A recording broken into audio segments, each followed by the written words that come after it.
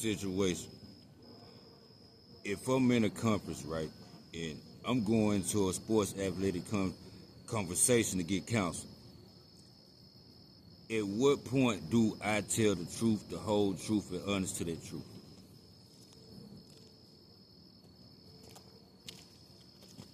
I'm watching an ice cream commercial about a situation of an incentive with like how much of Dez Bryant sell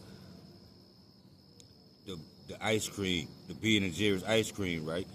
And the representative that was in there, no subliminal because I'm too much careful that like I really get offended by stuff. So it began to come a process to where I'm sitting back and thinking like I was directly right. And he did the most proper thing that he a businessman. Listen, on some righteous stuff. He a real live businessman. So I sit back, twist me a break, roll me some scones, little herb. After getting and receiving information,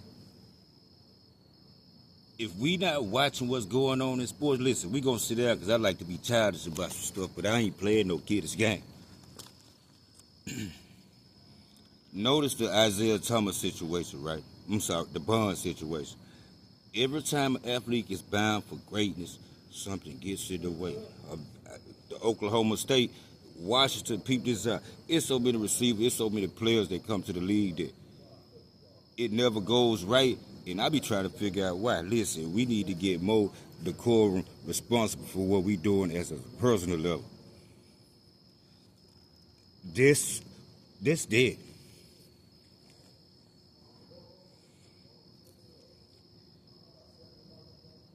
We got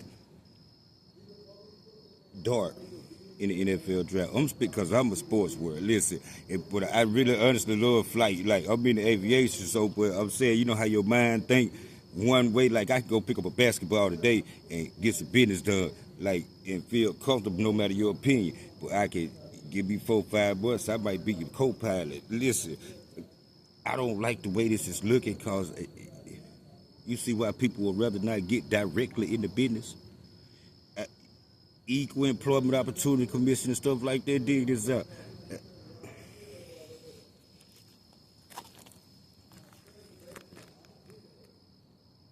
The reason that I don't like to, on certain situations, certain contracts, that I don't like to deal with the agent.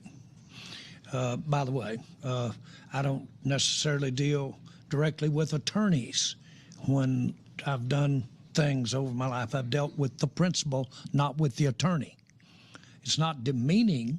You know they have excellent advice. But many, many times I've gone straight there. We had a great player here, Dez Bryant. We had a major negotiation set up with his agent, Jay-Z. We met Jay-Z in New York. We started at 11 at night. At night. We finished about 5 in the morning. Jay-Z had his advisors talking about Dez. We sat there, had one of the greatest, I'll tell you right now, Jay-Z is one of the most first-class people I've ever been around. And I mean, he's got his act together.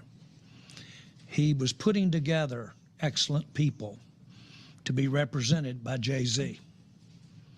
And those he wanted to have the greatest work habits. He wanted to have the greatest punctuality. And it wasn't just football or basketball. It was actors, and it was people of all walks of life. And what he said is when you have a meeting, I've never been late for a meeting in my life, Jay-Z, and said, I've met on street corners. And he said, I'm always on time, if not early, with it. If they don't make meetings, they won't be in my organization. I can tell you that right now, okay? If I'm representing him, he'll be at all the meetings.